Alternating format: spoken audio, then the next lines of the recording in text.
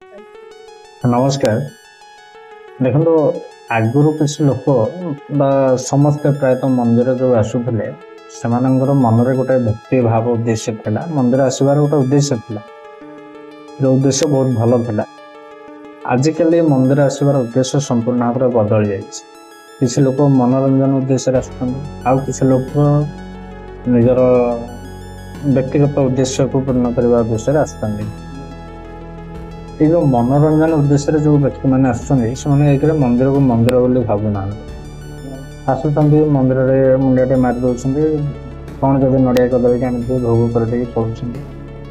କିନ୍ତୁ ଗଲାବେଳେ ପରିବେଶଟାକୁ ବା ଆସିଲା ବେଳେ ପରିବେଶଟାକୁ ଖରାପ କରିଦଉଛନ୍ତି। ସେମାନେ କଣ କରୁଛନ୍ତି ନା ମନ୍ଦିରକୁ ପାର୍କ ଭାବିକି ମାନେ ପାର୍କରେ ଯେମିତି ଯୋଉ ସବୁ ଜିନିଷ ଚାଲେ ସେଇ ସବୁ ଜିନିଷ ଏବେ ପ୍ରାୟତଃ ମନ୍ଦିରରେ ଚଲେଇଲେଣି। କହିବୁନି ଆଉ ସେଗୁଡାକ ଆପଣ ଜାଣିପାରୁଥିବେ। ଏହା ଦ୍ୱାରା ମନ୍ଦିର ଆଉ ପାର୍କ ଭିତରେ ଆଉ ତଫାତ୍ କଣ ରହିଲା? ଯଦି ଯୋଉ ଜିନିଷ ଆପଣ ପାର୍କରେ କରିବା କଥା ସେଟା ଯଦି ଆପଣ ଆସିକି ମନ୍ଦିରରେ କରୁଛନ୍ତି, ତାହେଲେ ଆପଣ ମନ୍ଦିର କାହିଁକି ଆସୁଛନ୍ତି? ପାର୍କ ପଳାନ୍ତୁ, ପାର୍କରେ ବହୁତ ବଢିଆ ସେ ଆପଣ ସେ ସବୁ ଜିନିଷ କରିପାରିବେ।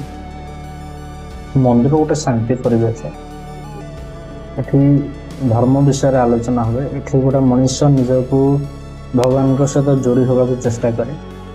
ତେଣୁକରି ଏଠି ସେ ଯୋଉ ପ୍ରେମ ଆଳାପ ଏବଂ ସେ ଯୋଉ ଯୁବକ ଯୁବତୀଙ୍କର ଯୋଉ ଅସଂଯତ ଅବସ୍ଥା ଏସବୁ ଦୃଶ୍ୟମାନ ହବା ଦ୍ୱାରା ମନ୍ଦିରଟା ଧୀରେ ଧୀରେ କଳୁଷିତ ହଉଛି। ମନ୍ଦିରଟାକୁ ଦୟାକରିକି ପାର୍କ କରନ୍ତୁନି।